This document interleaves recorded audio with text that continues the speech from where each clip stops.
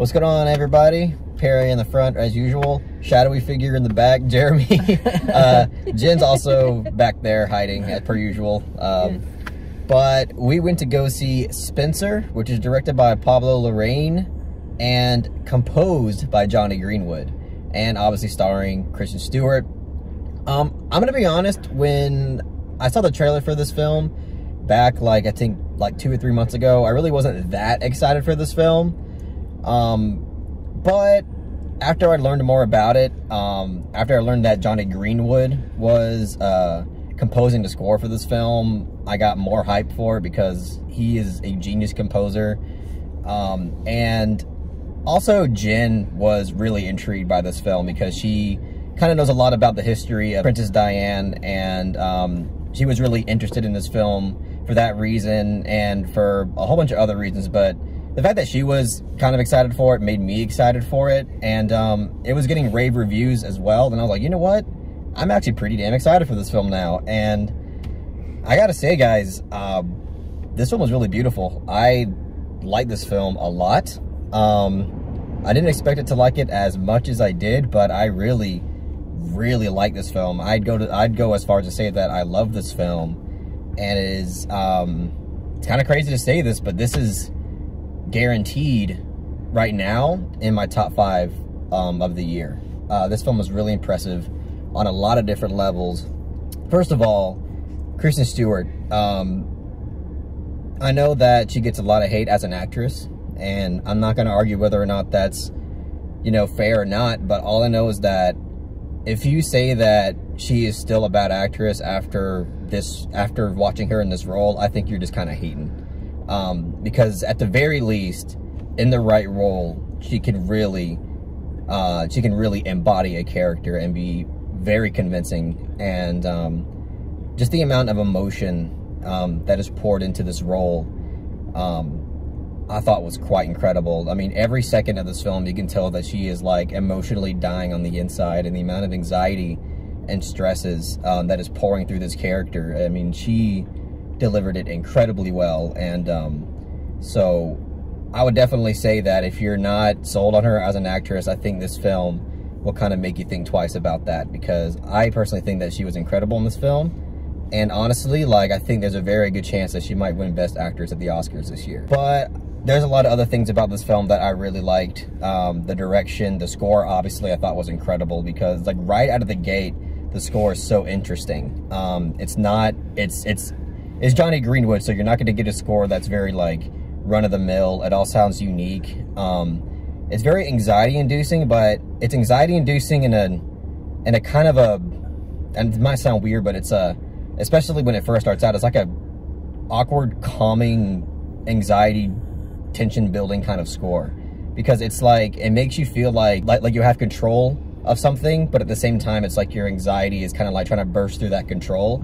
And I feel like the score embodied what the main character was feeling pretty much throughout this film. But anyway, I've talked a lot already about it. I'll let Perry go next. Either way, I just want you guys to know that this film blew me away, and I really loved it. Yeah, I really loved this film as well, and like Carlos, I wasn't that excited when I saw the trailer, but as it got closer and closer to the release date, I got more and more excited about it, and this film absolutely delivered. I would say, as of right now, it's my second favorite film of the year, behind Titan, or Titan, however you want to pronounce it. I thought this film was excellent. Like we said, Kristen Stewart did a phenomenal job. And I hate to speculate this early, but I'm calling it now. She's going to win the Oscar. And typically, awesome. I don't like to speculate on the Academy Awards. It's fun though. It's fun to do. But it's fun sometimes. It's a bit of fun. One thing that really got me excited for this film is it's shot by the same cinematographer who did Portrait of a Lady on Fire. Oh, that's right. Claire Mathon, I think is how you pronounce her name. And this film's absolutely gorgeous. I mean, every shot, I know it's kind of a cliche thing to say, but every shot of this film could pretty much be a painting. And I love the shot choices in this film. They're so purposeful, and the camera work was just incredibly interesting, and it kept the film engaging start to finish. I knew from like the very first shot of this film that I had a really strong feeling that this film was going to be something unique, because I'm really apprehensive when it comes to like biopics or anything based on real life, because it could typically it comes off very Hollywood, very over manipulative, very formulaic. This is not that. This is the antithesis of all of that. A lot of people are going to look at the trailer for this film and be like, oh, it's just an Oscar bait film. It's there to win Academy Award. No, it isn't, because the craft behind this film is absolutely phenomenal. Like I was talking about with the camera work, there's this one scene in particular that is a shot between two characters standing on each side of the pool table. And you can literally see the camera moving in as someone's taking control of the conversation and starting to chew up the scenery more. You can see them, like, them taking the power in their own hands by the camera moving towards them and away from Kristen Stewart. All those intricate, subtle camera choices felt very purposeful, and it gave a lot of personality to the film. There's actual style to this film. There really is style. Which is surprising. You wouldn't think there would be style to this film, but you would be dead wrong. And like Carlos said, the score is incredible. You think it's just going to be a typical orchestral, you know, poignant, heart-wrenching, very emotional score, but it's so much more than that, because at first it starts off with the piano, then you get the orchestral stuff, and the score even managed to sneak some jazz influences in there. There's even a little bit of jazz, and some of the stings in the music, it's like something out of a horror film, because it's really trying to capture the anxiety of Princess Diana, you know, Kristen Stewart's character, and it did a phenomenal job. I can easily say this is my favorite score of the year so far. But I've talked a lot. Let me go ahead and pass it to Jeremy. Nice. No, yeah, I'm right in the same boat.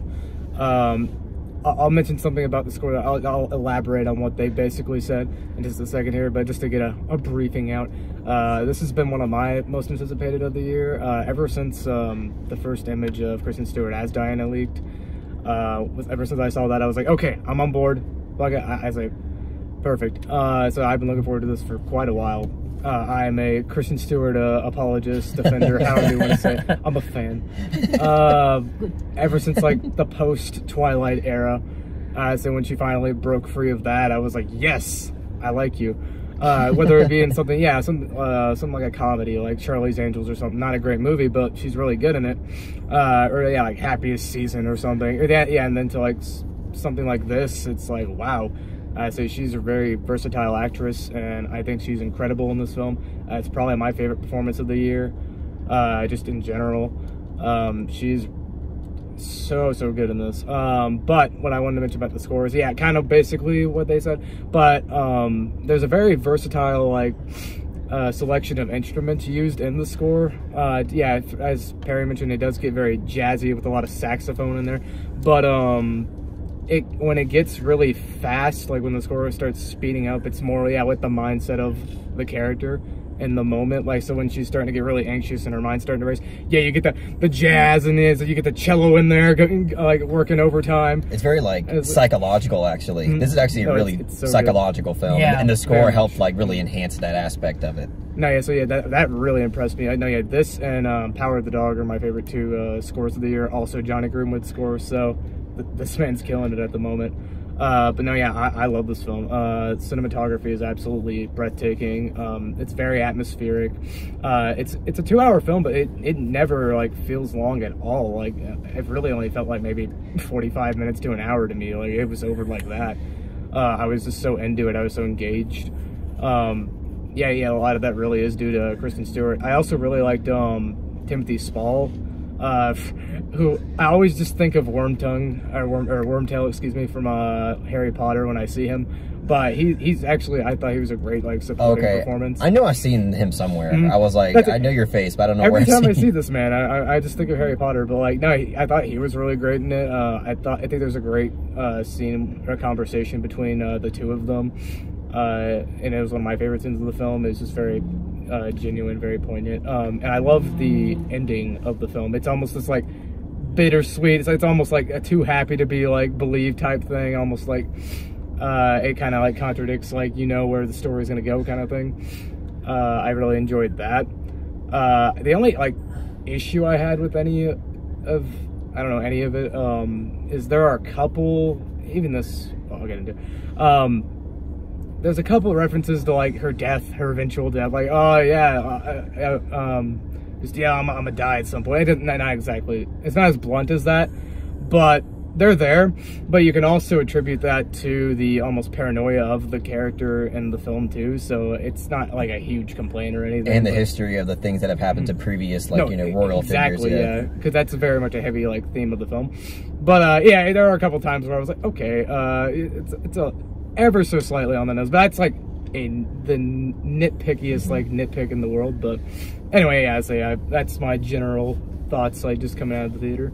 If I had one criticism of the film, and it's very minor, I love the music of this film so much, except they use an 80s pop song in the film, and I understand the purpose behind it, but I love Johnny Greenwood's score so much. It made, like, the film up to that point felt so timeless to me. Like, I feel like this is going to be a timeless movie, but using that 80s pop song kind of dated it a little bit. I didn't want that. I didn't want it to be reminded that it takes place in the 80s, I just wanted a timeless feeling to it.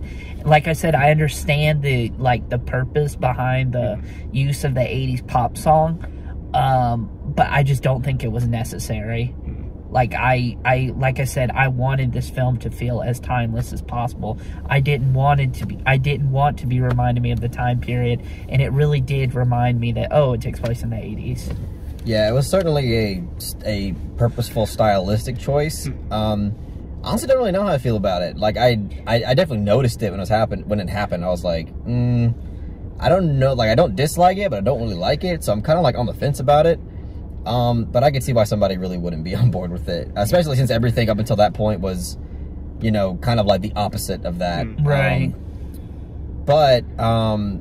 Yeah, I also like the overall like themes of this movie, because one thing that I thought when I watched the trailer, I'm like, how is this film gonna even like get me to care about a rich like royal figure like in this way? Because I'm like, it's kind of hard to make the audience care about someone who, as we see, to have so much privilege.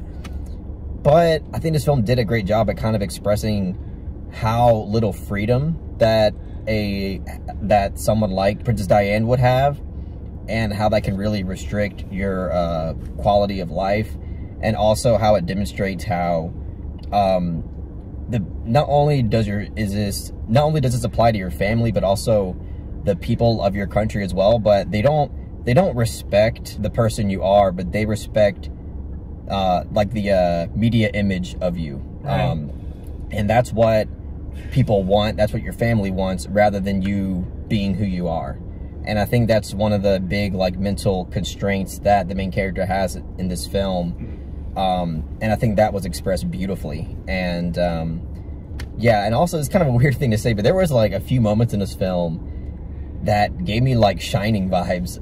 Yeah, like, I right? can kind of see that, actually. Sure. I was like, holy shit, I feel like I'm watching The Shining right now. It's interesting because somebody can view it as something that's like paranormal, but at the same time, it's also, you could argue that it's just psychological. And you could argue that it kind of goes back to that theme of like, this is the same thing that's happened in the past, and it's kind of just something that's happening over and over again. Yeah, there you go. So, yeah, I just thought I'd say that. But yeah, I mean, it also reminded me of Krisha, the Trey Edward Schultz film. I haven't seen that yet. I definitely, I don't know if it was an inspiration on Spencer, but it definitely reminded me of Krisha. And I can also see the Shining comparisons as well. This is going to be a bit of a stretch, but it even made me think of The Favorite. even though it's not really comedic at all. Maybe it's just the editing and shot composition that made me think of The Favorite. I feel like when people see this, like I said, like my biggest concern is people are going to go into this with the mindset that it's just a forgettable Oscar bait movie and not give it its fair shake. I mean, if you just cynically dismiss this film, you're really going to be depriving yourself of a really incredible cinematic experience. I also am really curious to see how your casual film goer would even feel about this. Yeah. Because even though the people in our theater didn't seem to in it. There was one person who even took a fucking phone call during the movie, which pissed me off. It's such an important moment too. I was like, yeah, it's a big scene. And, you know, if you have to take a phone call, that's one thing, but at least wait till you get out of the damn theater and start talking on the phone. Like, it was just like really dumb. But either way, I just like, I don't know, it's weird because I can see a lot of, you know, people who just want to go and see like a normal biopic not really taking to this film that much because it does take its risks. It is stylistic. It doesn't hit ways. the beats that they are expecting it to hit. Yeah, it's only until like the ending where it feels like, okay, this is going like in the same kind of biopic type of feel, except it does it in a way that implies that this isn't a nice ending. Right. And it's done in a subtle way that I thought, at least in my opinion, made it to where like I wasn't bothered by the kind of normal route that the film went, because obviously it went with a touch that was kind of like expressing to everybody that you know, this is a lot darker than what you're witnessing. Yeah, this film. Sorry, yeah. to cut you off. No, you're fine. This film like pulled genuine tears out of me. I'm gonna say it right now. It was in one particular moment of an editing montage. Yeah. Just how those moments were captured and how it was accompanied by the score and how well directed it was. It was just so beautiful. It pulled tears out of me. I haven't seen an editing montage that great since Parasite. Yeah. I haven't. I know exactly which moment you're talking about. Yeah, I haven't seen a montage that well edited since Parasite. That's all I'll say. Oh no, it's great. Yeah. Well, all right, guys. You guys ready to give ratings, or you got anything else to say, or? Yeah, I think I'm good. I'm ready. Ready? All right. Well, obviously, I loved this film. It surprised me in a lot of different ways. I'll give Spencer a soft 9 out of 10.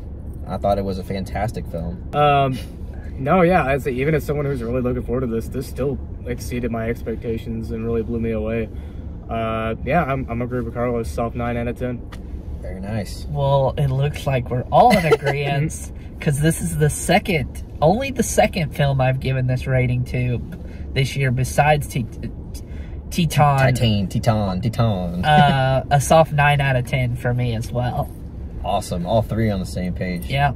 That's amazing. That like never happens. Yeah. Oh, and one thing we have to address is we said we were going to review Mass this week. We're still going to review Mass. It's just not.